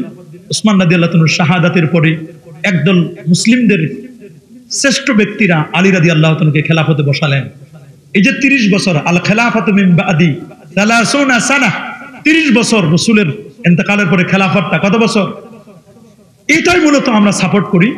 এবং ইসলামের নিয়ম, প্রকৃত দ্বীনের যেটি মানে মূল থিম, ইসলাহে নফস, ইসলাহে কওম, ইসলাহে হুকুমত, ব্যক্তি সংশোধন, সমাজ সংশোধন, রাষ্ট্র সংশোধন, এটার দ্বারাই কিন্তু চেয়ার সংশোধন হয়ে যাবে।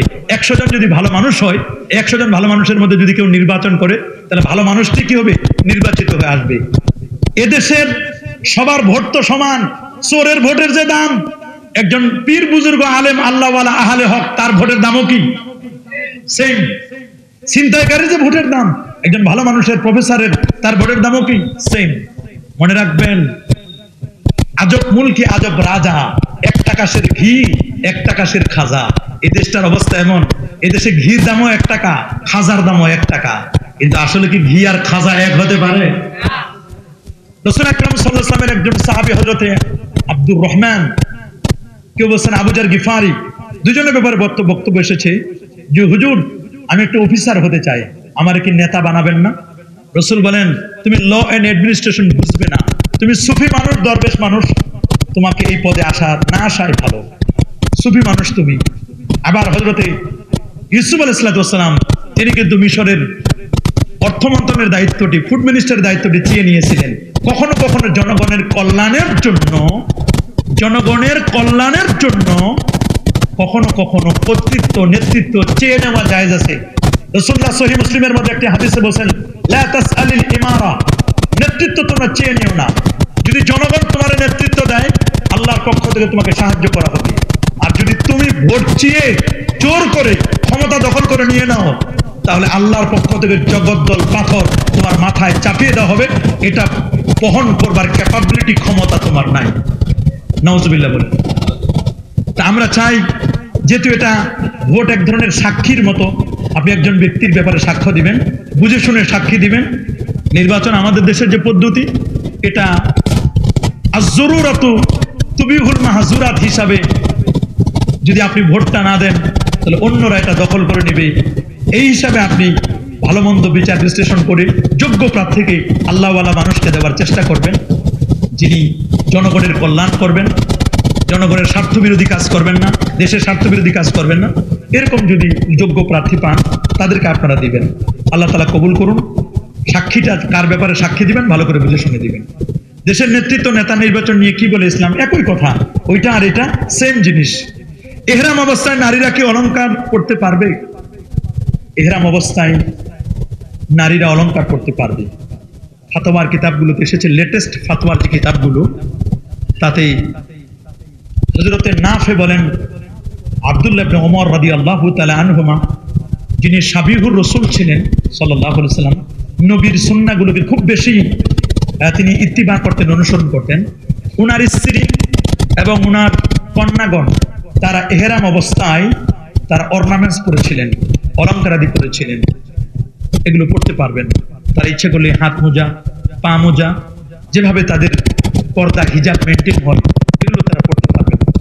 সুতরাং ইহরাম অবস্থায় পুরুষের মাসআলা আর নারীর মাসআলা কখনো এক নয়।